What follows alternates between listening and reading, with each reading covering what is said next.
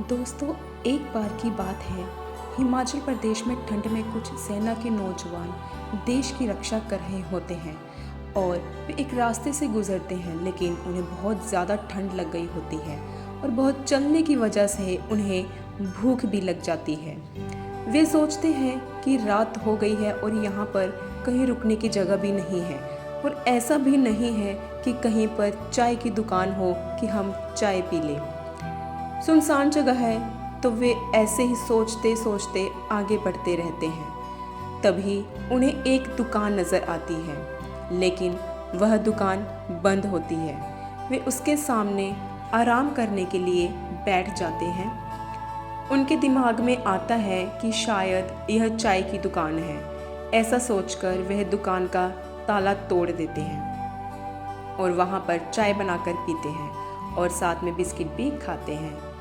ऐसा करके उनकी ठंड उतर जाती है और उनकी भूख भी मिट जाती है। लेकिन बाद में उनको बुरा लगता है कि उन्होंने दुकान का ताला तोड़ा है और पता नहीं किसकी दुकान होगी, हमने गलत किया है। तो वे ऐसा सोचकर वहाँ पर सभी पैसे इकट्ठे करके कुछ पैसे रख देते हैं। वह जितने की चाय पीते हैं उससे कई ज़्यादा पैसे रख देते हैं।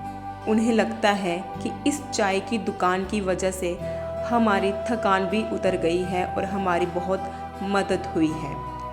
वह खुश होकर वहाँ पर पैसे रख देते हैं और आगे चले जाते हैं। 2-3 दिन बाद उसी रास्ते से वापस आते हुए वे देखते हैं कि वह दुकान खुली हुई है। तो वह सोचते हैं चलो इसी दुकान से चाय पीते हैं और देखते हैं कि यह दुकान किसकी है।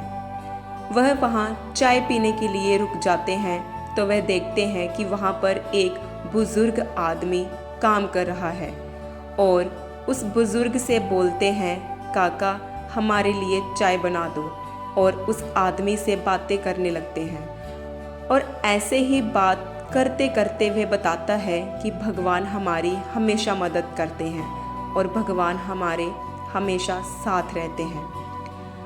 तभी उसको पूछते हैं कि तुम यह बात कैसे कह सकते हो कि भगवान हमेशा हमारा साथ देते हैं और हमेशा हमारे साथ रहते हैं। उन्होंने देखा कि वह बहुत विश्वास के साथ यह बात कर रहा है, तो उन्होंने उसके इतने गहरे विश्वास का कारण पूछा कि तुम कैसे कह सकते हो कि भगवान हमारा हमेशा साथ देते हैं। तो ऐसी बातों बातों में बताने लगा कि कुछ दिन पहले की बात है, मेरा बेटा बहुत बीमार था और मैं उसका इलाज करवाने के लिए अस्पताल गया हुआ था और यहाँ पर मेरी दुकान बंद पड़ी थी और मेरी दुकान से ही मेरा घर चलता है।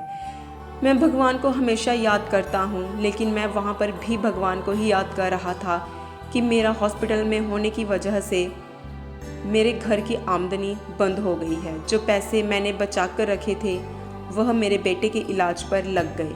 उसके अलावा हमारे घर पर पैसे नहीं थे। मुझे पैसों की बहुत ज़रूरत थी। जब मैं वापस आया तो मैंने देखा कि मेरी दुकान का ताला टूटा हुआ था। देखकर मैं बहुत डर गया और मैं बहुत परेशान हो गया। जब मैं अंदर आया तो मैंने देखा जितने दिन मेरी दुकान बंद रही उतने दिन के पैसे मेरे गुल्लक में पड़े हुए हैं। यह देखकर मैं सोचने लगा कि ये पैसे कैसे आए। तो फिर मेरे दिमाग में आया कि भगवान ने ये पैसे मुझे दिए होंगे, क्योंकि मैं भगवान को याद कर रहा था। इसलिए मैं आपको बता रहा हूँ कि भगवान हर जगह है और हमारी मदद करते हैं। ऐसा देखकर और उसका इतना विश्वास देखकर कोई भी नौजवान कुछ नहीं बोला और चुपचाप चाय पीकर बोले, चाय बहुत अच्छी थी काका, और उसके पैसे देकर आगे निकल गए। तो दोस्तों, मैं आपको यही बताना चाहती हूँ कि ये बात सच है। भगवान हमारी मदद करने नहीं आते, बल्कि वह किसी न किसी रूप में आकर हमारी मदद कर देते हैं या किसी इंसान के रूप में हमारी मदद करते हैं। वह इंसान उस समय हमारे लिए भगवान जैसा होता है। यह आपने अपनी ज़िंदगी में भी महसूस किया होगा कि जब हम बहुत ज़्यादा संकट में होते हैं तो कोई ना कोई हमें बचा लेता है।